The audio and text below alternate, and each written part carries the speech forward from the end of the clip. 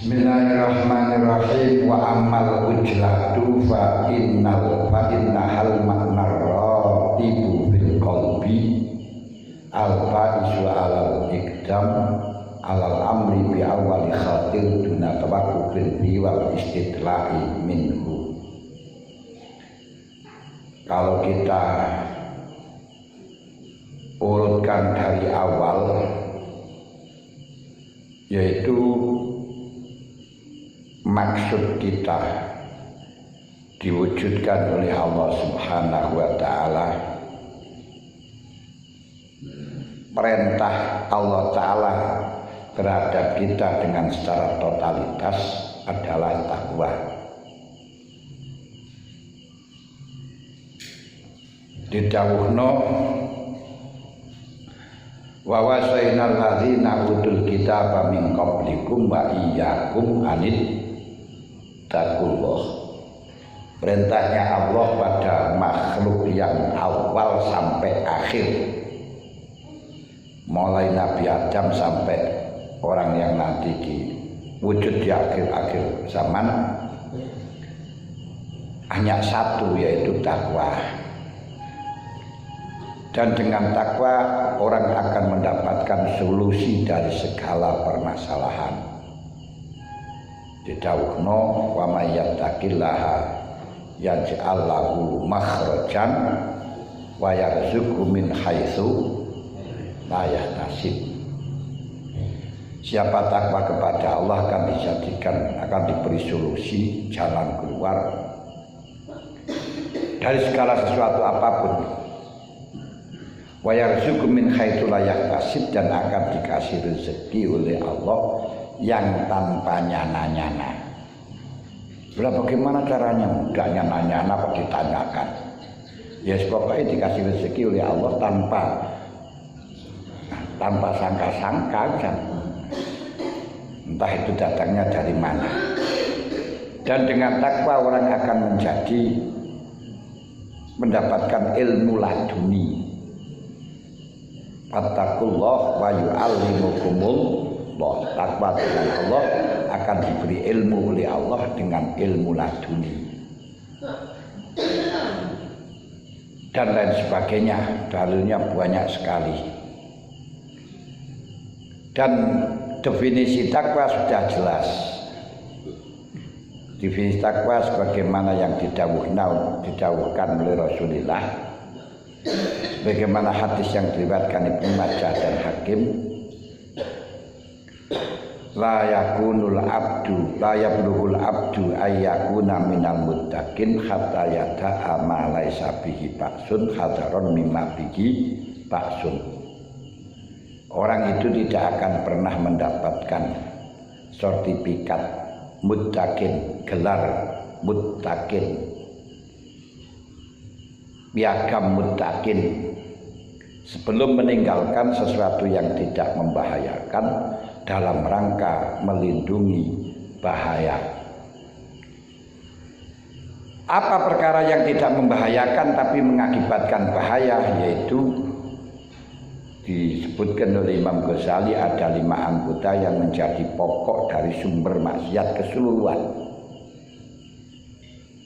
1. Penglihatan. 2. Pendengaran. 3. Ucapan. Itu jangan, masya Allah, membahayakan sekali. 4. Perut. Perut yang sekecil itu tapi semuanya barang bisa masuk. Dan dengan masuknya sesuatu itu akan menjadi dampak negatif dan positif. Yang dimakan haram akan terjadi negatif, yang dimakan halal akan menjadi positif. Syahwat datangnya juga karena makan. Maksiat pertama kali terjadi dari manusia kepada Allah ya karena makan. Jadi yang dilakukan oleh Nabi Adam. Yang terakhir yaitu hati. Nah, wis. Kemudian di dalam hati kita diperintahkan agar supaya bisa takwa kepada Allah, agar bisa datang kepada Allah, agar bisa melihat kepada Allah, harus diberi sifat yang mamduhah, dijauhkan dari sifat yang madmumah. Harus membersihkan hati dari kotoran-kotoran, dari penyakit-penyakit sing bangsa ati, dan tentunya diberi sifat-sifat yang menjadi baik di dalam hati, sifat-sifat yang terpuji. Sifat yang terpuji itu berarti sebaliknya sifat yang tercela. Itu banyaknya ada 99 sifat. 99 sifat itu sumbernya ini karena empat sifat, yang berarti kita harus berusaha menjauhkan hati dari 4 sifat dan tentunya memberikan sifat 4 yang menjadi sebaliknya. Apa? Yaitu pertama adalah sifat ujlah, kesusu. Kesusu, jauhkan dari sifat kesusu, yang tentu harus diberi sifat ta'ani, santai. Orang itu santai aja, orang kesusu-susu, jangan tergesa-gesa, santai, enak santai, silsan, serius tapi santai. Kedua, harus mempunyai sifat nasihah. Nasihah itu artinya kita berusaha melakukan kebaikan kepada seseorang, berusaha orang lain itu menjadi baik. Jangan sekali-kali kita hasud, tidak suka kalau ada orang lain baik. Nah, gak boleh kita untuk hasud lah gampangan. Ketiga, yang menjadikan bahaya yaitu amal. Kita selalu berangan-angan masih panjang umur, selalu berangan-angan masih ada kesempatan hidup lagi. Itu juga membahayakan. Karenanya harus untuk menghilangkan amal, yaitu harus kita harus selalu ingat mati. Harus qasrul amal. Qasrul amal itu kita sudah tidak, kita harus mempunyai pikiran tidak akan hidup lagi, tidak akan lama lagi hidup di dunia, sementara tok, sehingga bisa menyeret hati kita sadar untuk melakukan ibadah. Anane wong itu ngendho-ngendho sesuk karena masih punya angan-angan, punya anggapan bahwa besok masih hidup, itu permasalahannya. Akhirnya ketika sudah ditunda-tunda besok, ternyata besok lebih repot lagi, akhirnya nggak jadi. Yang terakhir harus bersifatan dengan dijauhkan dari kibir, berarti harus bersifatan dengan tawadhu. Jadilah orang yang merasa rendah, tapi jangan jadi orang yang rendahan. Maka Kanjeng Nabi Muhammad SAW itu termasuk Sayyidul Mutawaddiin. Kanjeng Nabi niku pimpinannya orang tawadhu, tawadhunya orang tawadhu. Makanya kalau ditanyakan apa pernah Kanjeng Nabi merintahkan kita mengadakan maulid menghormati Kanjeng Nabi, tidak ada dalam segi dawuh. Kenapa? Karena Kanjeng Nabi sangat tawadhu, tidak menginginkan dihormati. Tapi kita jangan terus Kanjeng Nabi tidak menginginkan dihormati, kita tidak menghormati. Ngeten dalune.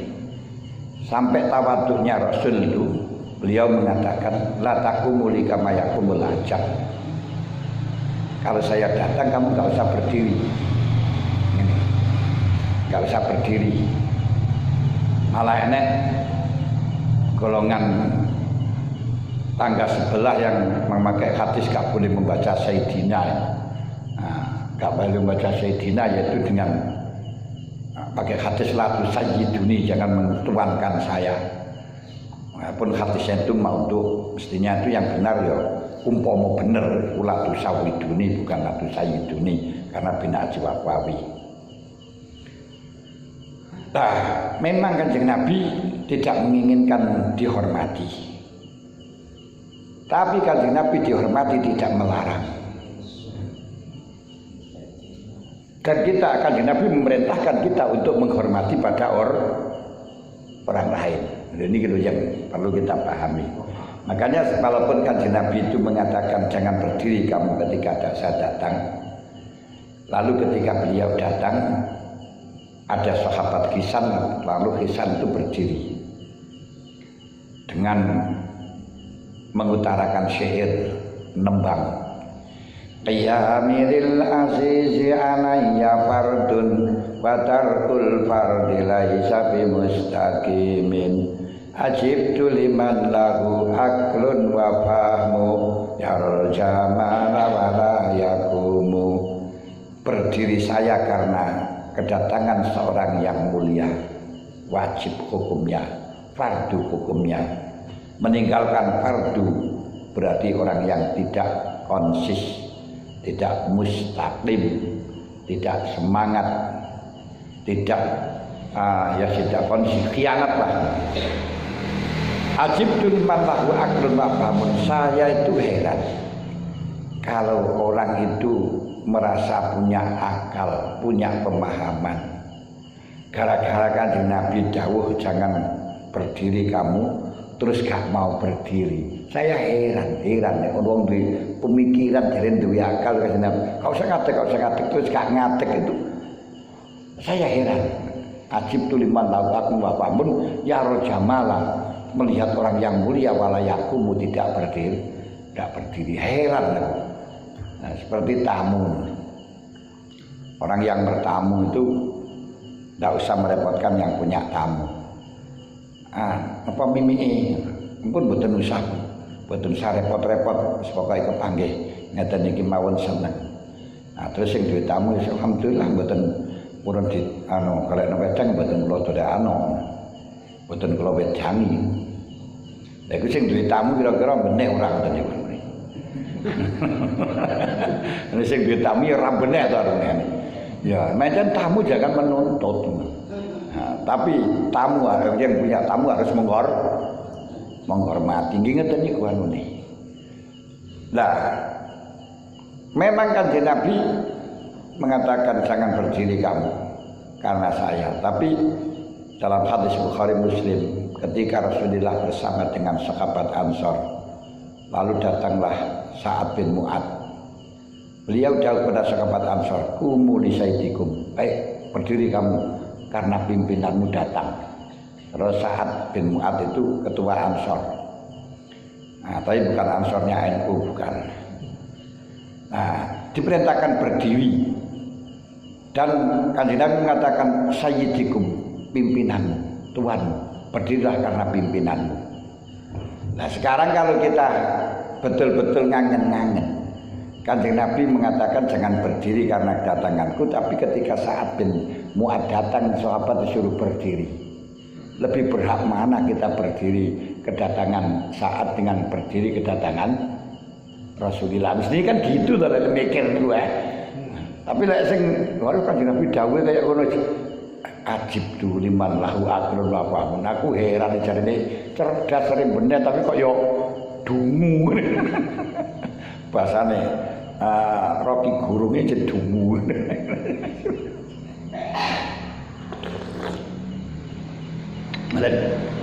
Demikian pula umpama benar Kanjeng Nabi mengatakan ratu sayyiduni umpama bener niku. Itu bukan berarti kita enggak boleh mengatakan tuan, karena mentuankan. Kenapa? Karena ketika Sa'ad bin Mu'ad datang Kanjeng Nabi dawuh li sayyidikum, tuanmu. Lebih tuan mana, lebih pimpinan mana antaranya saat dengan Kanjeng Nabi. Tapi ya sudahlah, mereka memahami hadisnya ya semacam itu ya sudah, gak baca Sayyidina ya sudah ya. Hanya ini, itu cuma menurut kita ya saya heran, jadi ini benar, jadi ini cerdas kok dungu teman-teman ya. Hanya tekstual, tidak melihat kontekstual bahwa Rasulullah itu Sayyidul Mutawaddiin, orang yang sangat tawadhu, tidak menginginkan dihormati. Makanya disakiti siapapun gak balas. Banyak wanitan bidaka namin hakihi wasababi. Sampai tawaduknya beliau niku kali sahabat, kali malaikat Jibril nangis di sebelah Ka'bah. Geru-geru terus ditanya oleh Allah, ya Muhammad alam akul lakum inna fatahna laka fatham mubina liyaghfira laka ma taqaddama min dzambik. Dosa-dosamu sudah saya ampuni. Alam wa'adukum anta dakhilakumul jannah. Apa saya tidak menjamin kau masuk surga Muhammad? Kenapa kamu masih menangis? Jawabnya Kanjeng Nabi, ya Allah, saya takut kalau janji-janji itu adalah jebakan padaku. Lho ngoten lho. Saya takut itu jebakan pada saya yang sehingga saya lengah. Mas saya wedi, saya takut ya Allah. Niku saking tawadhuke Kanjeng Nabi sampai mengatakan la yadkhulul jannata ahadun bi amali. Tidak ada satupun orang yang bisa masuk surga dengan amalnya. Enggak ada di dunia ini orang yang bisa masuk surga karena amalnya. Qalu wala anta ya Rasul, panjenengan nggih mboten dengan masuk surga karena amal. Kanjeng Nabi mengatakan qala la wala ana illa Allah yataghammadani bi rahmatih, hanya saja Allah Ta'ala memberi rahmat padaku. Dimasuk surga bukan karena amal, tapi karena fadlnya Allah Ta'ala. Itu sifat tawaduknya Rasulullah. Makanya kita diperintahkan untuk tawaduk, merasa asor, tapi jangan jadi orang asor. Merasa rendah, jangan jadi orang yang rendah. Merasa jelek, jangan jadi orang yang jelek. Itu penting.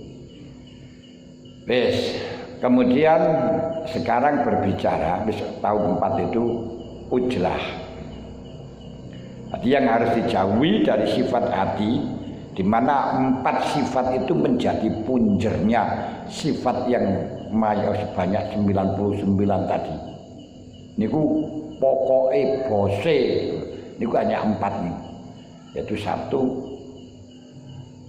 mempunyai sifat tulul amal. Masih ingin menghendaki ingin hidup lama lagi, masih punya angan-angan akan hidup terus. Nomor 2 karena hasud, itu merasani marah, semuanya itu ya karena hasud ya. Menjatuhkan orang lain itu juga hasud, menghina orang lain itu juga karena hasud. Nomor 3 suruh menjauhi sombong. Kita kali karena sekali dibahas ujlah. Nomor 4 suruh menjauhi ujlah kasusu alias tergesa-gesa. Nanti bahasa Inggrisnya gusah-gusuh.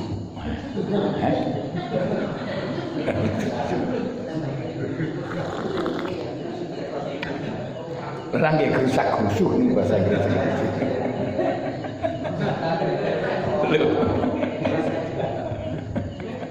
Inggris Timur. Nah, lagi mahwal ujlah wa ma'adrakamal ujlah. Apakah ujlah? Nah, sekarang kita bahas. Wa amal ujlatu fa innaha al ma'na ratib fil qalbi. Ujlah itu adalah suatu sifat yang selalu berada di dalam hati, sudah melekat di dalam hati. Al-ba'is alal ikdam alal amri bi awalil khatir. banyak kerentek satu saja sudah tersentak untuk melakukan. Jadi suatu sifat yang sudah mengkristal, sudah masuk, sudah menetap dalam hati, yang selalu memberi spirit untuk melakukan sesuatu, yakni berani mengambil risiko melakukan sesuatu dengan hanya mendapat kerentek satu sedikit saja. Ini sudah plok, kerentek sedikit saja sudah ingin melaksanakan dunat tawakkufi fihi, tanpa harus memikirkan akibat benar dan tidaknya, dan akibat positif dan negatifnya. Wis langsung begitu dibilangi atau ketika mendapatkan informasi, ketika mendapatkan pengetahuan, langsung ya niku wong gusak-gusu niku wong langsung segera ingin bertindak, niku jenenge kasusu. Wal istitla'i biminhu, dan sebelum meneliti kebenarannya, sebelum tahu kebenarannya.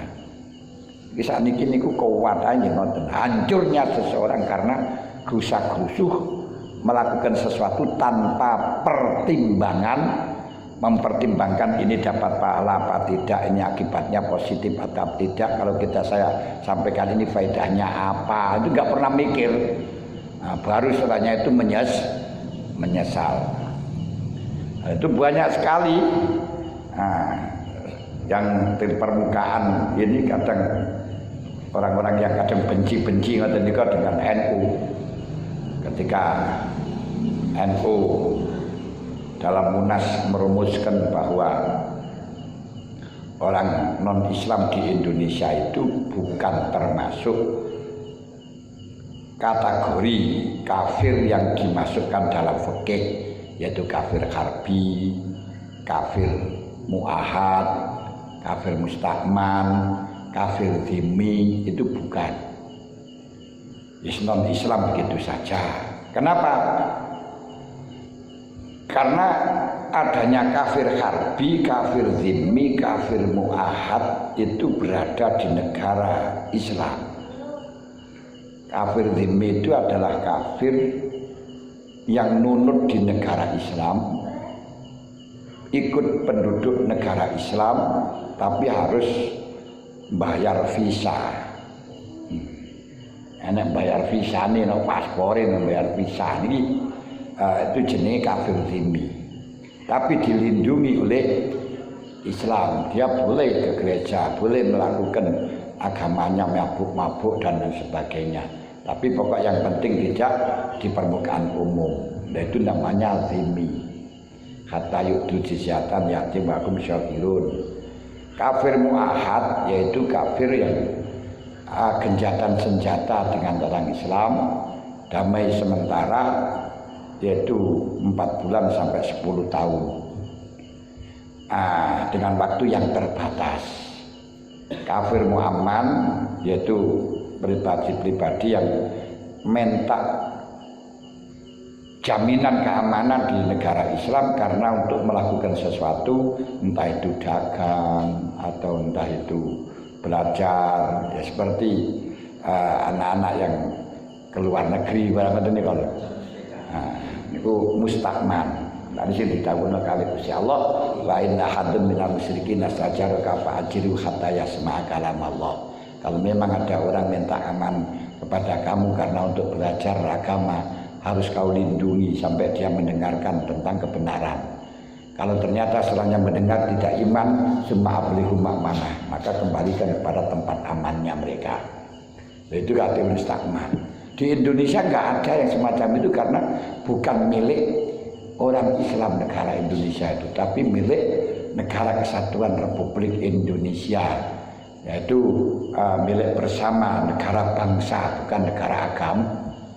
Bukan negara agama, sehingga tidak bisa dikategorikan sebagai kafir dhimmi, kafir mu'amman, kafir mustakman, kafir mu'ahad, kafir harbi. Kafir harbi yaitu orang yang merangi kepada orang Islam. Di sini juga enggak merangi pada orang Islam. Tapi karena apa? Keamanan di sini bukan karena agama, tapi keamanan karena bangsa. Orang yang tidak, karena putusan wis langsung bengok-bengok, Katanya orang Indonesia nggak boleh disebut dengan kafir, hanya non Islam saja. Nggak karu-karuan jalan, masya Allah. Itu namanya ghairu tasabut. Belum paham, belum hafal sudah ngoceh kemana-mana. Itu namanya wong gerusa-gerusu. Nah, ini pun wong gerusa-gerusu itu menunjukkan orang yang hatinya sakit. Nah, makanya itu yang harus hilangkan sifat gerusa-gerusu itu dari hati. Penyebabnya dia hancur, melakukan kemaksiatan, ngolok-ngolok orang dan sebagainya karena kurang tasabut, kurang mikir, nggak tahu benar dan tidaknya langsung berkomentar. Itu saya hanya mencontohkan masalah satu dari ujlah satu dari sekian contoh yang beribu-ribu contoh. Ya banyak sekali, biasanya dapat laporan Pak ngene wah langsung ngamuk gak karuan. Nah itu ya orang-orang ngamuk yang burung roh kenyataannya ya.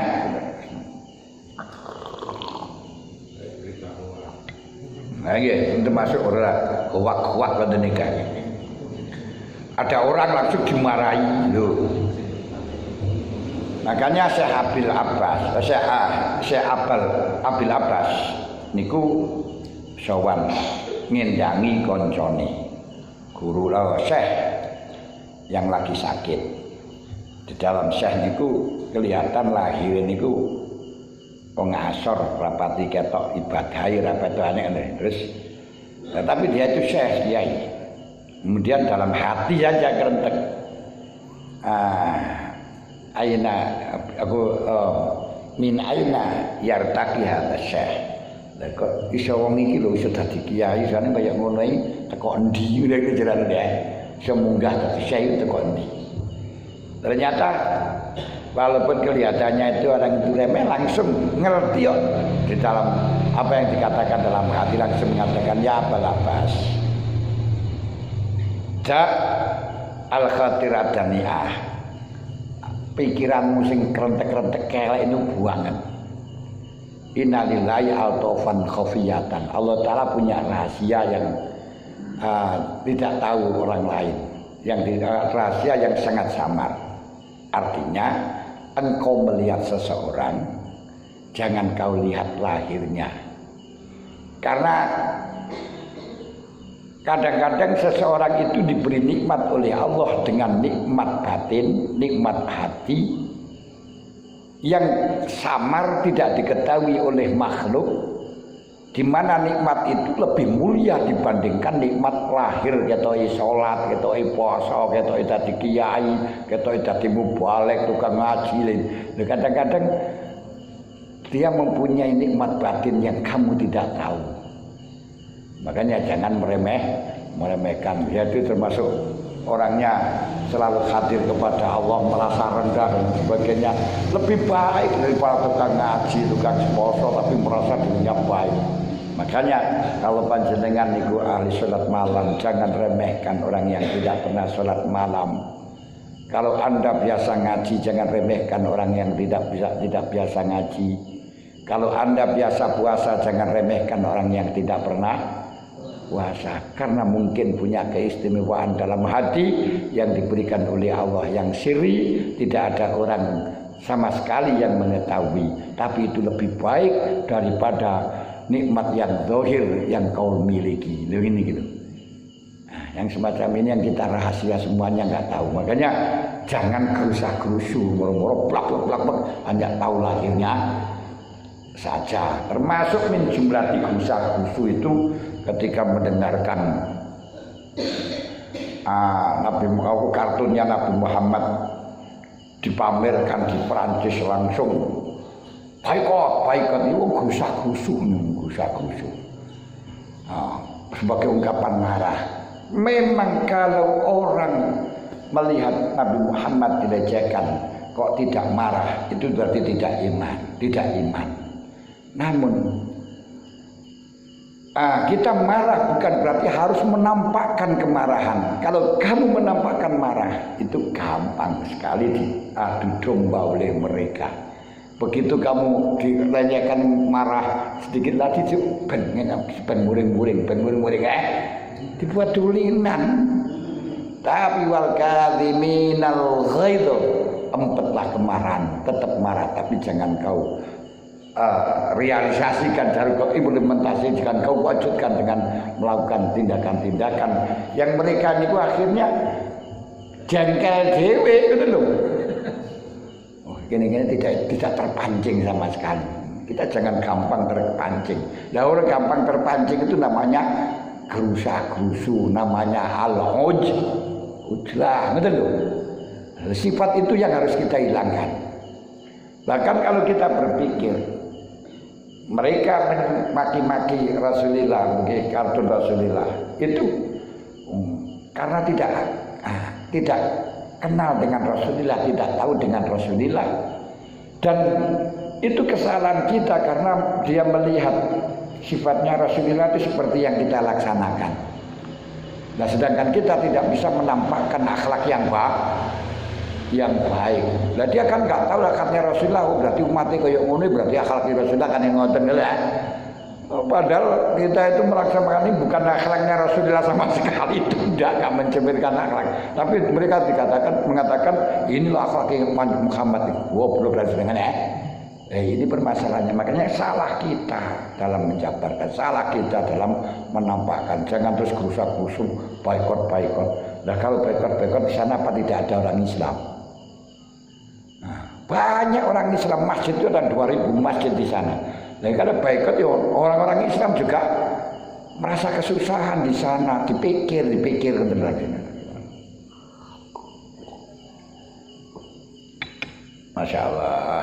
Sekarang tadi nih. Niku jenenge sifat gerusa-gerusu, gak mikir, gitu, gak mikir. Nah, ini yang harus kita jauhi. Makanya apa sifat gerusa-gerusu? Sifat ujlah, kesusu, tergesa-gesa. Ini mah kebasane sing penak rumpun niku ya. Ya siku, gerusa-gerusu niku ya. Kesusu niku lah bahasa Jawa. Nah, gerusa-gerusu yo bahasa Jawa. Bahasa Indonesia ne nopo? Tergesa-gesa.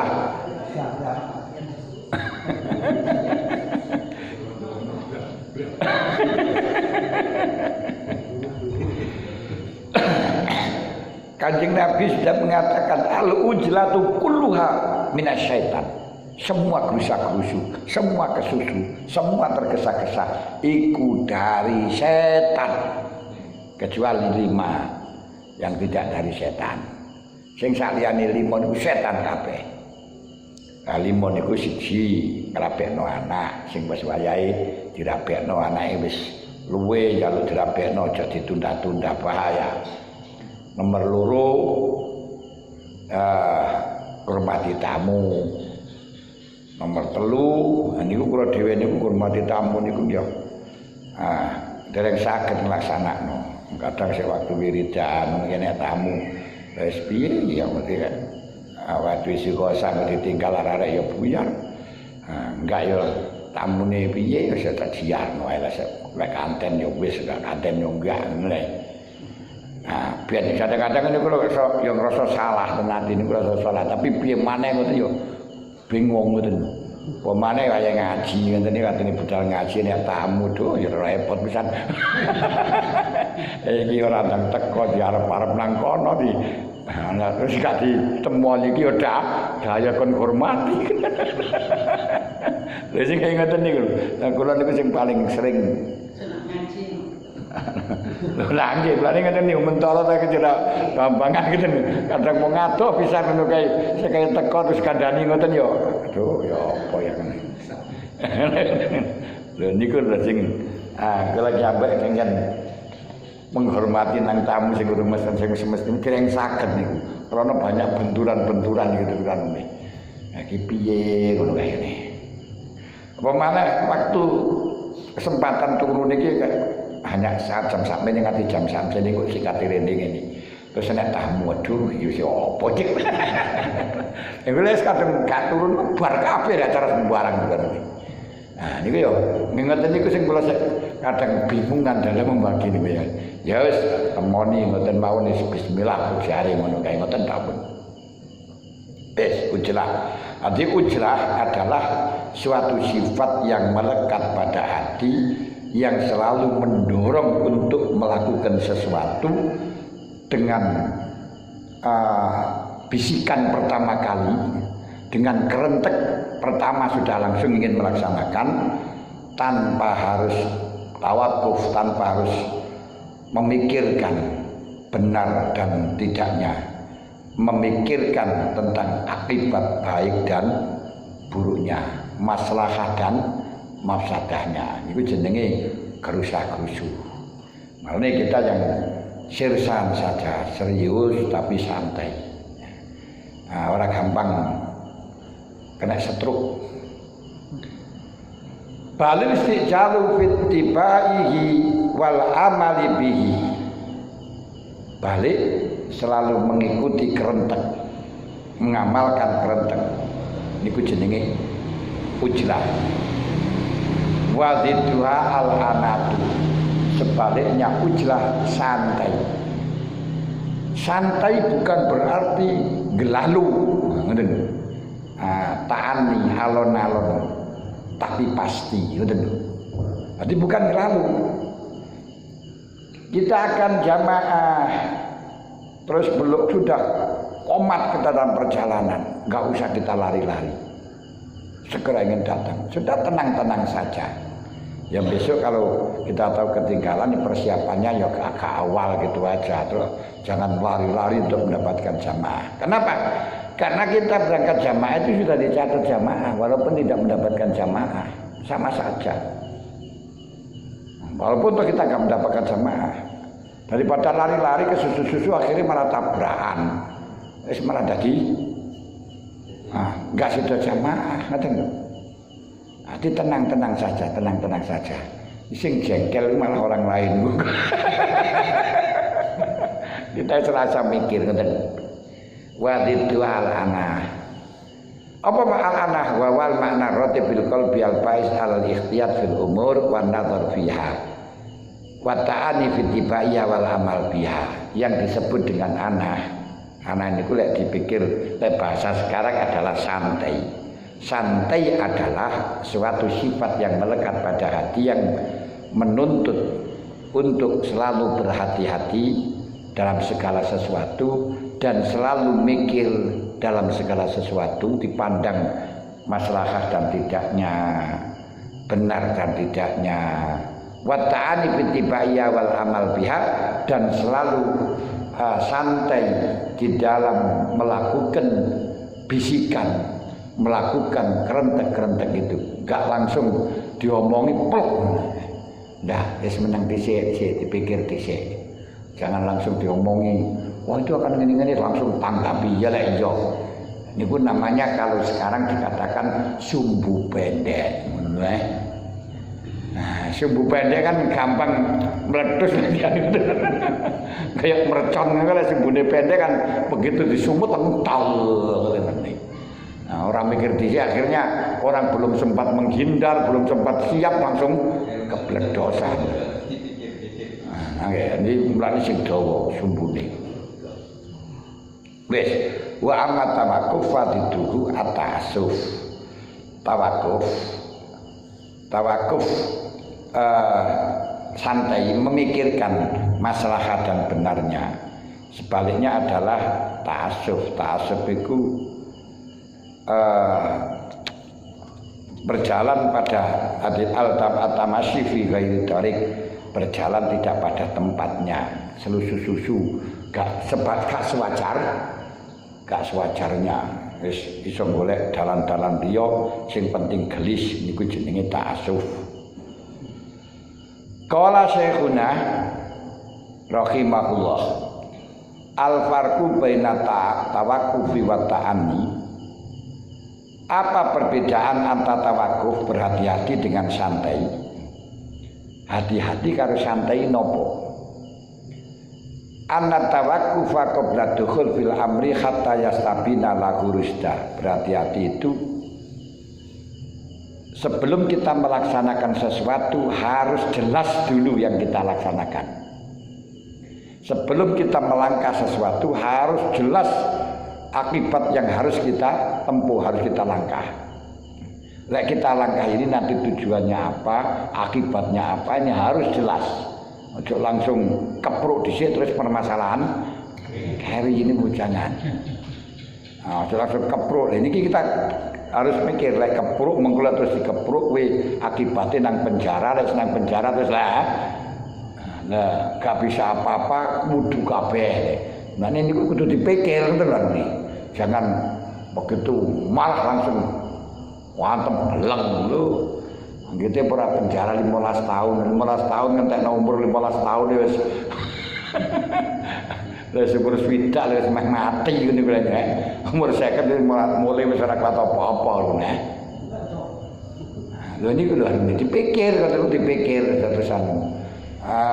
Ingin sesuatu tujuannya jauh duit bagi anak duit itu langsung plek lek ke Joko iki akibatnya apa di akhirat itu akibatnya apa di dunia itu akibatnya apa karena tergesa-gesa itu akan dihalang untuk mendapatkan karpin dan kepingin mari tapi malah justru nggak dapat mereka di penjara merayu kepingin gelis dan cepat datang malah justru jatuh malah nggak jadi datang. Man ta'ajjala fi ghairi awani uqiba bi khirmani. Orang yang tergesa-gesa untuk mendapatkan sesuatu belum waktunya akan dihalangi untuk mendapatkannya. Nah, jajal ketika anak ibu langsung kalau ada pendekatan gak ada apa langsung tekopak. Anak iman tak bibi, bibi gak sopan, mana gak dikekno. Ada orang ingin selalu mendapatkan warisan, bapak ibu pateni dhisik centang oleh warisan, malah gak dapat. Mulai nang penjara terus kali warisan bisa ya wis ngono. Manta aja bi ghairi awan ya tiba pikir mani tergesa-gesa untuk mendapatkan sesuatu malah dihalang-halangi niku. Lah yang diarani ta'ani santai. Wa ta'ani ba'da dukhul fihi hatta yu'addiya li kulli jiz'in minhu haqqah. Santai itu adalah setelahnya melangkah ia lakukan dengan teliti sampai semuanya dilakukan sesuai dengan jalannya masing-masing. Niku santai, telaten perkembangan. Telaten ulek. Enggak pokok yang penting selesai enggak, tapi semuanya dilakukan dengan teliti sehingga setiap juznya disempurnakan. Biasanya orang kan melangkah sesuatu niku tidak pati mikir pokok yang penting dapat banyak. Gak tahu kalau malah justru terus rusak kabeh. Tapi jus-jus kabeh dipenuhi blek, itu dadine apik malah. Ngoten. Ya, tapi memang dilematis kita itu. Sifat manusia itu adalah ujlah. Khuliqal insanu min ajal.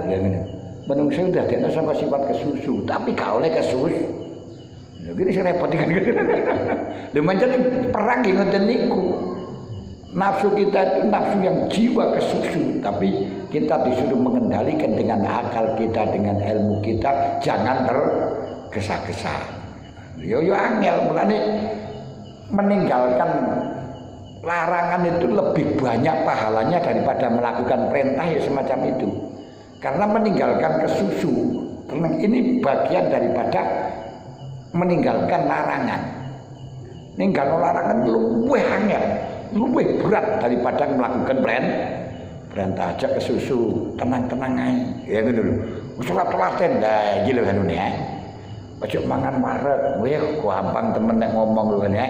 Nah, makanya kalau ada orang mengatakan aku tak kerja golek duit akeh ben gesang ibadah, iku jan mengapusi niku jadi. Hanya karena mengikuti nafsu tapi dibungkus dengan ibadah, dibungkus dengan kebaikan. Padha karo tletong dibungkus karo emas ngoten mawon. Karena ibadah itu yang justru dapat pahala banyak itu gak usah modal. Wis aja mangan wareg ngono ae. Tapi ora kewen ora. Jek mangan wareg, malah ngirit to. Ngirit ya ora usah modal apa-apa. Ngono ya ora gelem ya nek. Ngono jarane kok ibu karek sang ibadah. Lah iku ibadahmu yang paling dhuwur niku jan. Aja ngrasani wong, mesti modal ya. Terus jangan nuruti keinginan. Kan amat penak toh. Loh, kan gak usah modal. Loh, mulane ganjarane akeh. Lah ngono kan sampean katene nyebut gawe golek dhuwit gak sanggup ibadah. Iki ibadah iso gak usah ibadah, gak usah duit, gak sapa bisa. Nggih, lah ngono ya ora gelem nglakoni kok berarti bukan karena ibadahmu ya karena dipikir-pikir nafsu niku. Wong ibadah niku sing paling pokok menjauhi nafsu, menjauhi kepinginan. Mulai kan Nabi dalam perang Badar yang begitu dahsyat, wong 313 musuh wong 1000 bisa menang. Niku Kanjeng Nabi setelahnya perang Badar mengatakan ada perang yang lebih dahsyat lagi. Kaget sahabat. Masih ana nemen maneh perang apa ya Rasul? Yaitu merangi nafsu. Ini lho. Karena musuh dalam selimut. Sebab nafsu ini kalau gak dituruti pure. Gak gelem kerja ibadah sebenarnya gak gelem. Dituruti terus melonjak. Wa nafsu katif lindung milhu sabala kubiroto. Wa intabtim huyang fatim. Lihat disape nangis.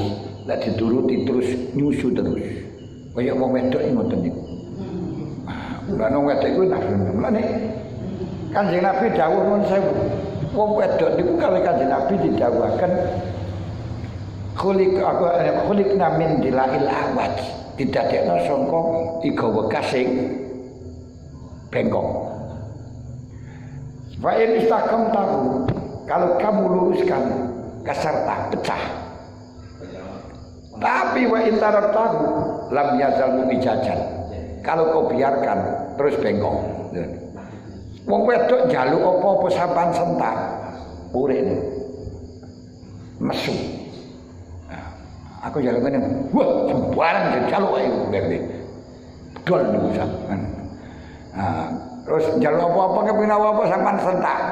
Dol niku kan. Pure niku iso mulih iso kakek ibarat sampean. Nah, niku wong wedok. Tapi lek sampean ujo sapa ae kan terus dadi. Lha niku. Nah, niku jenenge nek dibiarkan terus bengkong. Tapi lek dipenggal pecah. Nah, fastauzu binisa'i khaira. Maka perlakukan yang baik. Kuwi golek cara yang baik.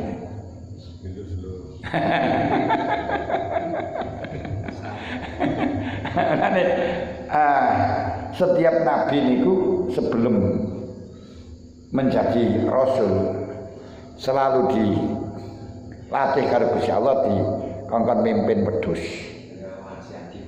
Karena wedhus niku binatang sing paling goblok dan paling angel diatur. Ini wedhus niku dekek ngarep menggo. Nah, dekek ngarep ana panganan menggo, napa menggo, gak iso mlaku. Lah dekek mburi ana kan yo gak gelem sampai dibuat sampai gulune meh. Anu ngoten niku panggah gak gelem. Ini udah dekek mburi, dekek ngarep mengko dekek mburi gandol. Lagi piye carane? Nah, mulane sampean kepengin iso nggawa wedhus belajar nang Blante. Nah, ngono lho. Nah, lek kepengin iso ngatur wong wedok belajar nang Blante wedhus. Tapi yang nanti waktu tak bilang-bilang bisa digawa wayu banter, ya digolekno ijo-ijo ning ngarepe dua blok wayu terus. Tapi kan jadi kayak no mandek. Ya sampean manani dhewe. Lah ngene to. Lah niku carane Pak. Nek kok kayak terus mandek gak iso teko rono. Gak kok kayak yo mundur. Itu ya abang-abang. Ya masih ijo-ijo wae gak kandel kan yo padha ae.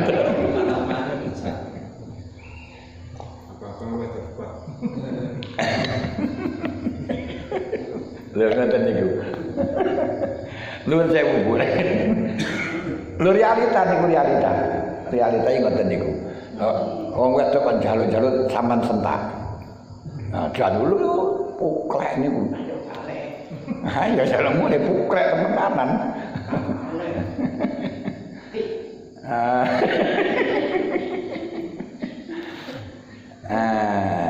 Yes. Summa muqaddimatul anat zikru wujuhil khadari fil umur allati ta'taridul insan wa durubil afat al makhufati fiha wa zikru ma fin nadhari at-tasabbutu minas salamah wa ma fit ta'assuf wal istijal minan nadamah wal malamah. Kemudian di dalam mukaddimahnya santai, biar kita bisa menjadi santai, yaitu kita ingat tentang sudut-sudut yang membahayakan atau yang akan terjadi, itu bahaya-bahaya yang akan terjadi ketika kita melaksanakan. Ini kalau saya laksanakan bisa terjadi ini, bisa terjadi ini, bisa terjadi ini. Sudut-sudut semacam itu kita laksana, kita pandang, kita angen-angen. Jadi masih nuka, masih apa, jangan gerusa-gerusu, tapi tahani, disempurnakan. Ini kalau sempurna nanti nanti bahaya. Nanti kalau sudah tinggi malah guling dan seterusnya. Dan ini kudu dijan. Sing apik temenangan. Makanya kalau kita betul di dalam melaksanakan pekerjaan apapun bisa tahani, santai dan bagus. Kita itu tidak perlu mencari pekerjaan, tidak perlu mencari harta, tidak perlu mencari uang, datang sendiri. Jadi orang usah kita punya ijazah, sampai proporsional, nyupir ngono wae, proporsional, jujur lah, enak ngono wae. Wis menengo ke sing goleki bisane. Nggih, sampeyan iso gandani mobil apik terus Klaten bagus ngene. Klaten bagus. Wis salah menengo ae ora usah kok tawa-tawakno, banyak yang mencari. Alon-alon pokok lakon. Angin niku Klaten maksudnya. Tahan ini santai. Enggak gusah-gusu saya eneke ngono lho ya. Wong kita mengejar apapun selesai juga akan datang lagi. Selesai akan datang lagi. Makanya Encik Mamat mengaji tamat, mengaji Quran waktu fajar. Biar lambat asal selamat, tidak lari gunung dikejar. Niku pelajaran kula singen kelas 4 MI. Lunggen niku mbuh tahun sadurunge tahun 80 70 pira ngene. Nggih kula niku dipelajari ngoten niku. Sik eling kula sing diantarane nganti pelajaran sing ngoten-ngoten niku kan mergo niku pun hafalan biyen niku. Encik Mamat mengaji tamat, mengaji Quran waktu fajar, biar lambat asal selamat, tidak lari gunung dikejar. Sekali pembeli kemenyan, sekupang pembeli ketaya, sekali lanjut ke ujian, seumur hidup orang takkan percaya. Lalu kalau ini kon ngapalaken ngoten niku. Kalau ketok bayangan ibu sing ngongkon kula ngapalno niku sik roh. Tapi kalau ketemu sakniki ya ora roh yang Jombang singen. Mau ketemu ngono ya ora roh ni. Lek guru MI kula nate kepanggih. Jadi guru kula MI ini kelas 6 kelas 6 dah menang. Tiba itu batas yang Jombang.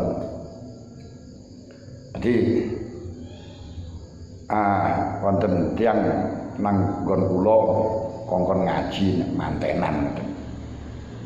Terus jagongan asale tekan ndi merono dhek niku ngomong dawuh nate mulang nggih Malang niku kontak iki lho pundi iso ura-ura iki desaku di sapa ya kadang-kadang deten pundi niku kok nang kene iku guruku ya terus langsung panjenengan ing ngaswani iki nggih masyaallah guru kula rek tukang jiwiti aku iki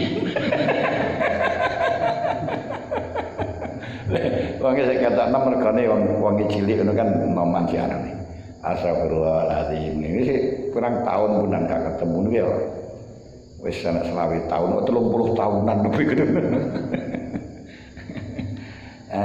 Lek sing mulang kula sing aran niku wong ayu ngoten. Tapi ora roh kula alamate ndi ora roh. Wis.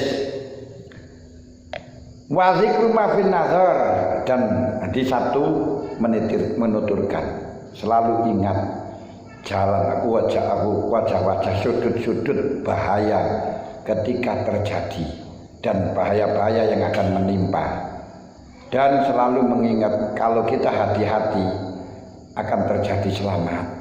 Kalau kita hati-hati kita dikenek lagi selamat. Ngoten niku kudu ngerti. Sedangkan wama fi ta'assub wal istijal minan nadamah lama-lama kita harus mikir gerusak-gerusuh tidak sesuai dengan jalannya, itu akan berakibat penyesalan. Ini akan berakibat penyesalan. Saat ini sampai mau uang terlibat nanti belasa-belasaan nanti liyane jalure terus baru kena polisi, itu tambah jadi karuan aja nek. Enggak salah, tenang-tenang aja. Niku digawe nguji kita ketika lampu merah niku biasa wong sing sifat ujlah karo sing ora ketok niku. Nah sing kesusu ora pati mikir niku. Lampu merah padahal bahayane yo. Lampu merah kan nggih. Wa dhi wa amsal wa mimma yab'asu ala ta'ani wa tawakkuf bil umur, semuanya ini dan sesamanya. Ya niku cara-cara untuk memandang-mandang ini adalah hal yang bisa mendorong kita untuk ta'ani, untuk santai, untuk berhati-hati dalam segala sesuatu dan mencegah untuk gerusa-gerusu. Wallahu ta'ala wa iyul ismah birahmatih, Allah ta'ala yang selalu melindungi kita dengan rahmatnya. Ini pandangan bahaya daripada ujlah. Nah, besok tinggal kita berbicara tentang bahaya dari kibir yang merupakan salah satu dari sifatnya hati. Yang bisa kurang siji kan, hasud, nasihat sudah dibicarakan. Kemudian untuk ujlah ya barusan ini tadi. Terus untuk apa niku amal wis dibicarakan dian pun gitu. Angen-angen sing diurip kan pun to niku. Pun tinggal satu kibir. Nah, kon tawadhu iki. Niki lek dianu saniki ya ora nutut kok samune. Ya sesuk anu maneh. Kita terus saniki wis waktune sak jam niki mengke. Tengah-tengah ya gak penak wis. Ampun niki mawon. Susu menika menawi mepet wektune salat ngoten terus kados tenange pikir terus pundi. Ya tetep nang mawon iku salahmu dhewe ngono lho iki. Mulane sesuk aja dibaleni. Bangga panjenengan senajan to wis mentek waktune niku tetep salah. Kesusu tetep salah. Lah supaya gak nepet ya sesuk iku lek awal wis lakonono ngoten lho. Karena panjenengan kepengin salat ndang berperut, lho sing dipandang salat iku apa marine gitu. Innallaha la yanduru innallaha la yaqbalu min salati ahadikum sudusahu wa la usyurahu wa inna ma yataqabbalu ma yataqabbalu minhu. Allah Ta'ala tidak menerima salatmu dengan 1/6 atau 1/10 yang diterima ketika kamu konsentrasi. Lek gak tenang, gak iso konsentrasi. Aja salat lek ngene iki apa ya padha karo gedang rubuh ngono wae. Wis salah sing tenang. Ya dosa lah yang macamnya kamu ngakhirna itu dosa punan. Tapi gak enak salat dosa. Sing dosa niku ngakhirne nih. Jadi tidak harus kita terus lek maca kudu coba apa terus malah gak usah kabeh niku. Ngoten lho. Nah niku napa